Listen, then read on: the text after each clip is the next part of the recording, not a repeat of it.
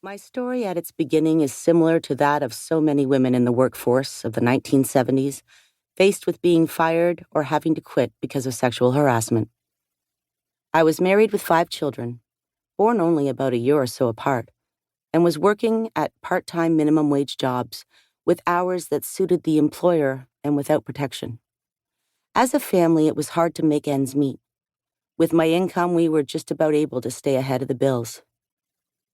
When I finally found work as a unionized cleaner for the federal government at a Department of Defense military base, it felt really good. October 3rd, 1977 was the day I started working there. The position was complete with regular hours, benefits, sick days, and vacation pay. I knew it was a job I could do well. What I had not envisioned as part of the job was my boss's constant mental and physical pressure to have a sexual relationship, not to mention the discrimination, simply for being a woman. In 1979, faced with failing my 6-month probation, being fired if I complained, or quitting, I decided it did not have to end that way. I was going to fight. This book is written mostly about events in the 1980s, based on the notes I took at the time and on my memory, often confirmed with the public record. Inevitably, though, at this distance in time, there will be inconsistencies, and any errors are my responsibility. It is a story of my 11-year struggle, the exhilarating occasional ups and the long, desperate downs of fighting for my job and for my sexual harassment complaint to be heard. In 1979, I filed a formal complaint, and in 1987 took it all the way to the Supreme Court of Canada. I won the fight and changed the law. When I started, I had no idea how widespread sexual harassment was in the workplace. When a high-ranking officer said I was the only one who had ever complained, I said, good, then it should be easy to fix. 1. My life before. I was born April 14th, 1945, in the Netherlands, and when I was 7 years old, my family sailed by ship to immigrate to Canada. My mother, who was 30 before she had her first child, brought me and my then 6 siblings, one still in diapers, to Halifax, and then on to Toronto by train. No small feat.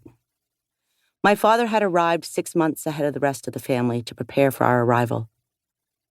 Like so many others, my parents had decided to move to Canada to give us a better life with more opportunities. They worked hard as new Canadians, and life at home was not easy. My father started his own business, selling mostly Dutch food imports, which meant he was away from home 2 weeks out of 4, taking orders all around southeastern Ontario. My mother had 2 more children after we immigrated, making me the 4th child of 9 with 6 sisters and 2 brothers. I took what felt like a long time to learn English, about 3 years before I could speak comfortably to anyone. This made a big difference in my early years, both socially and with my education. English gave me a lot of trouble with grammar and spelling. My mother was very strict and had tight reins on us. As a teenager, by the time I got through telling her where I was going and when I would be back, it wasn't worth going out at all. Finally, I just stopped going places. I saw what happened when my sister didn't get home on time. It took years, even after I moved out and was married, before I realized I could just go out when I wanted. I first began to work outside the house when I was about 11 or 12, delivering the Globe and Mail newspaper. I did well with it, and once I was even chosen Carrier of the Month and won a 3-day trip to New York City. The paper route began at 5 a.m., and one morning I had a man show up and expose himself when I was picking up my bundle of papers. I told my mom about it, and she called the police, who followed me and found him. It didn't affect my delivering papers, and I just continued to deliver them. At home, we didn't talk about what happened after that, and there was nothing at home or school to prepare me for inappropriate sexual behavior.